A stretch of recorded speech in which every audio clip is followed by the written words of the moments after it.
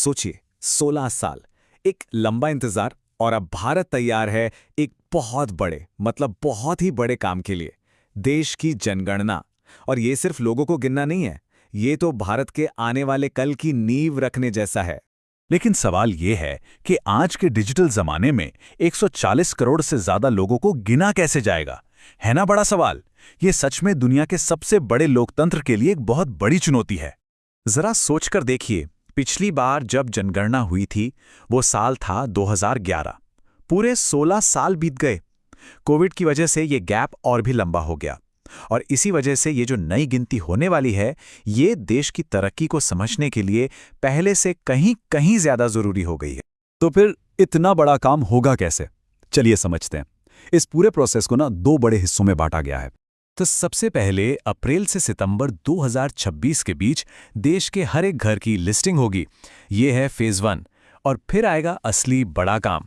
फरवरी 2027 से शुरू होगा फेज 2, जिसमें हर एक इंसान को, हर एक नागरिक को गिना जाएगा।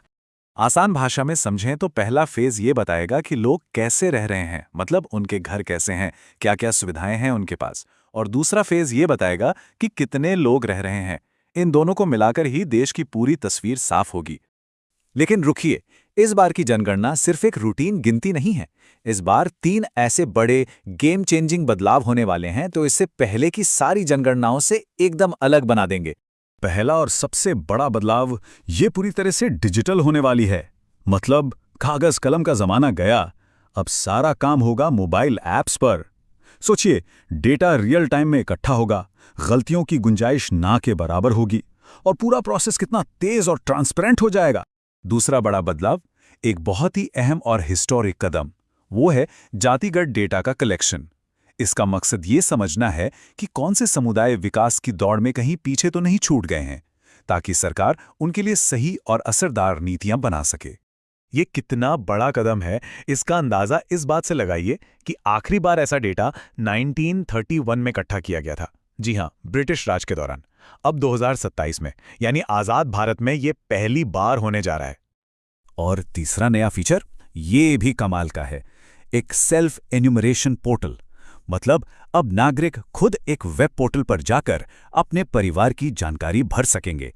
इससे न सिर्फ लोग इस बड़े राष्ट्रीय काम का हिस्सा बनेंगे, बल्कि देश में डिजिटल लिटरेसी को भी बढ़ावा मिलेगा। अच्छा, तो इतने सारे आंकड़े, इतनी सारी जानकारी, इसका आखिर मतलब क्या है? ये सिर्फ नंबर नहीं है, ये वो डेटा है जो सीधे सीधे हमारे देश की पॉलिसीज को, हमारे भविष्य को आकार देता है।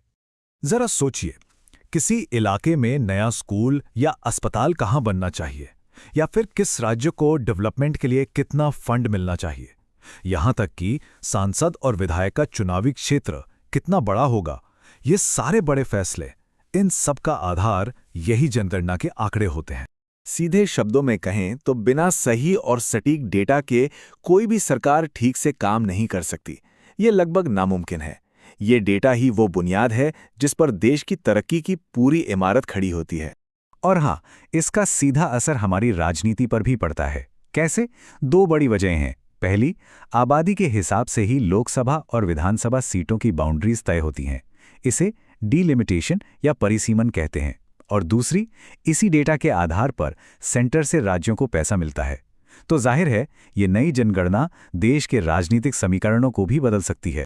तो क्या ये डिजिटल जनगणना हर मर्ज की दवा है? नहीं, ऐसा नहीं है। इसके जितने फायदे हैं, उतने ही बड़े चैलेंजेस भी हैं, और उन पर भी बात करना जरूरी है। देखिए, एक तरफ तो डिजिटल होने का मतलब है कि काम तेजी से और ज्यादा एक्यूरेसी के साथ होगा। ये तो हुई अच्छी बात। लेकिन सिक्के का दूसरा पहलू भी है। डिजिटल डिवाइड की जो खाई है, उसका क्या?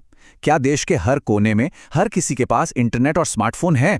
और फिर करोड़ों लोगों के इतने सेंसिटिव डेटा की सिक्योरिटी और इतने सारे लोगों को ट्रेनिंग देना, ये सब अपने आप में बहुत बड़े चैलेंजेस हैं। तो आखिर में ये समझना जरूरी है कि ये जनगणना सिर्फ नंबरों का खेल नहीं है, ये आने वाले भारत की कहानी लिखेगी।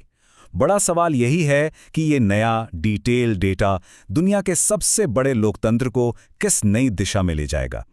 खैर, इसका जवाब तो भविष्य ही देगा, और हम सब इस बदलाव के गवाह बनने वाले हैं।